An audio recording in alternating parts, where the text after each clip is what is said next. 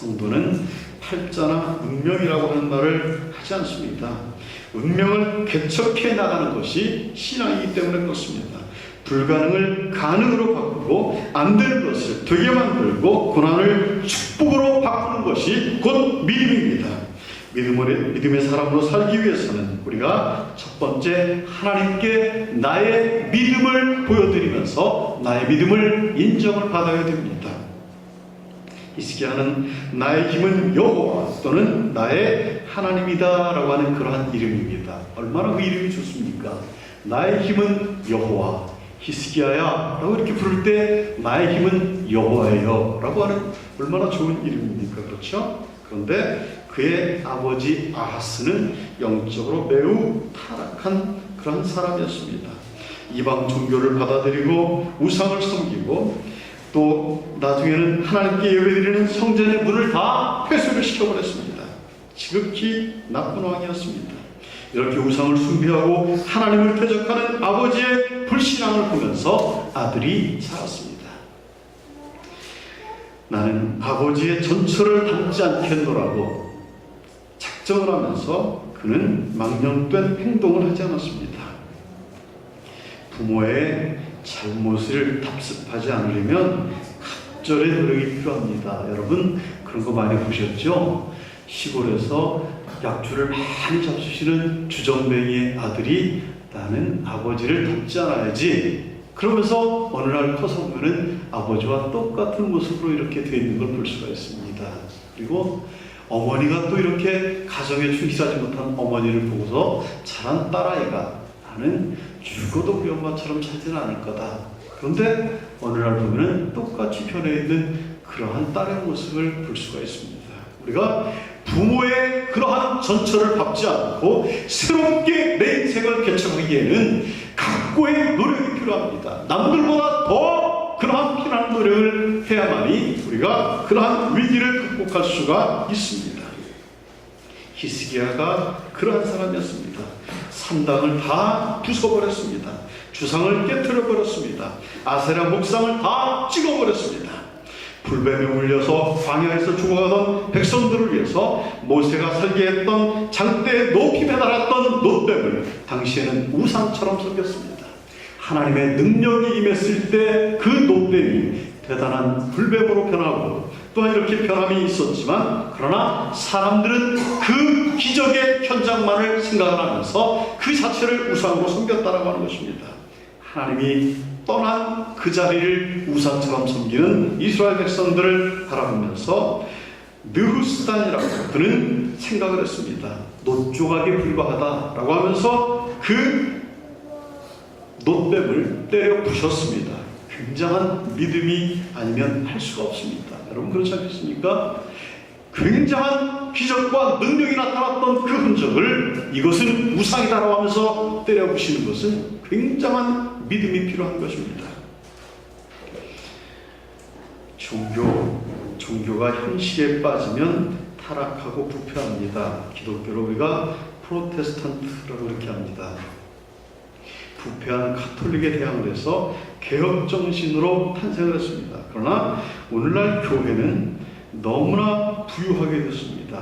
물질의 풍요로 인해서 교회가 처음에 개혁교회라고 말했던 이 캐톨릭으로부터 개혁 정신을 부르짖고 탄생했던 개혁교회의 정신을 잃어가고 있습니다.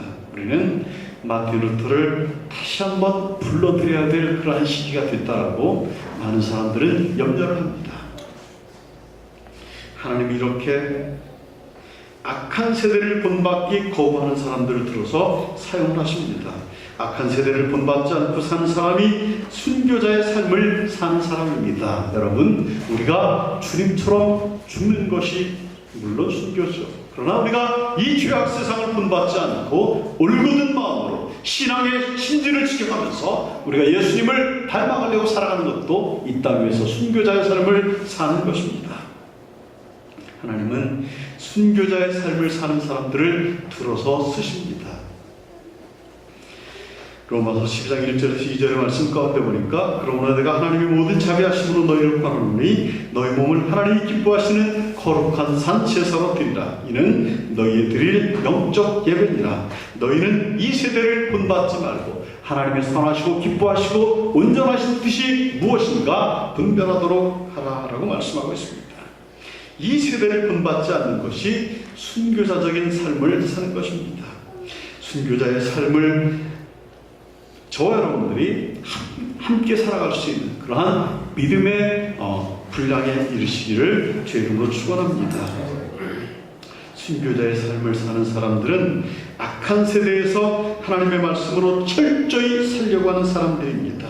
십자가를 지고 죽는 것만이 순교가 아니라 세상을 닮지 않으려고 믿음을 지키려고 애쓰는 성도들이 곧 순교자처럼 사는 성도들입니다.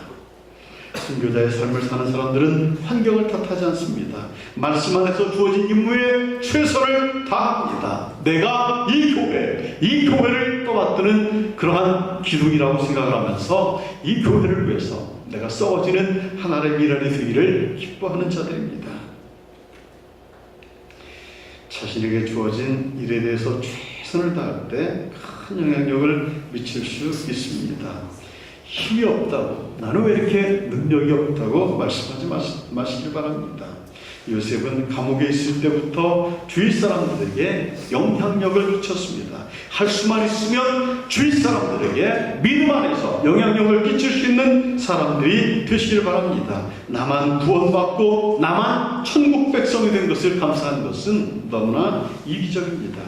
수많은 사람들에게 하나님의 살아계심을 증거할 수 있고 하나님의 거룩한 사랑을 함께 나눌 수 있는 저와 여러분들이 되시기를 바랍니다. 성도는 의를 위해서 핍박을 받는 사람들입니다. 하나님의 나라를 위해서 핍박을 받는 사람들입니다.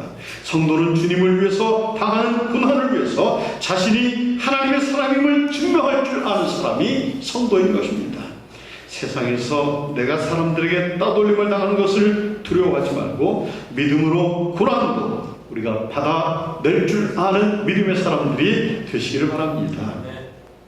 두 번째는 사람들이 기도하지 않을 때 히스기야는 기도하는 사람이 되었습니다. 온통 우상을 쫓고 있을 때 우상을 찍어내는 사람이 되었습니다. 여러분 멋있지 않습니까? 어떻게 히스기야는 악한 세대를 본받지 않고 종교를 개혁할 수 있었겠습니까? 그에게는 이사야 선지자와 같이 하나님께서 남겨두신 그러한 남은 자가 있었습니다. 그의 멘토가 되어서 정신을 지켜주었습니다. 하나님의 말씀을 붙들고 사는 법을 가르쳐 주었습니다. 가톨릭에서는 멘토링을 위해서 영세를 받을 때 대부를 세웁니다. 그래서 이제 믿음이 연약한 자가 성장할 때까지 당신이 그의 대부가 되어 주십시오. 그래서 대부를 세웁니다. 기도하고 어려움을 함께 나누고 본이 되는 그러한 삶을 살아가게 되는 것입니다. 우리도 신앙이 자라면 약한 자를 위해서 기꺼이 본이 되어야 됩니다. 우리 주보에 보면은 멘토라고 이렇게 이름이 올려주신 권사님과 집사님들이 계십니다. 새신자들을 바라보면서 그러한 마음으로 내가 그 성도를 위해서 기도해야지. 내가 기도의 어머니처럼 기도로서 저 성도를 내가 양육시켜야지 라고 하는 그런 마음으로 성도의 관심을 많이 보여주시기를 바랍니다.